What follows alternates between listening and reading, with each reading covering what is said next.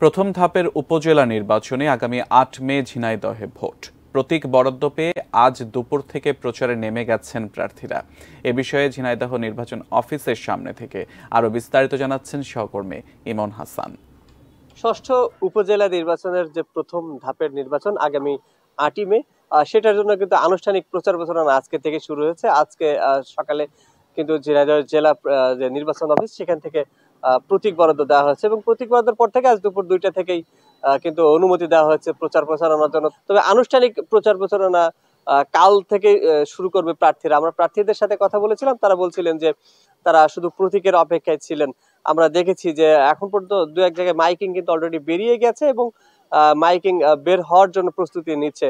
আর festoon ব্যানারের কথা যদি একটু বলি, সেটা কিন্তু আমরা দেখেছিলাম যে নির্বাচনের আগেই অনেকে যেগুলো করেছে সেগুলো কিন্তু রয়েছে। এখন পাশাপাশি প্রচার প্রচারণার যে ব্যাপারটা এখনো জমে ওঠেনি, কেননা যে এখনো প্রস্তুতি ছিল না, একটাই কারণ, সেটা হচ্ছে প্রতীক বরাদ্দ।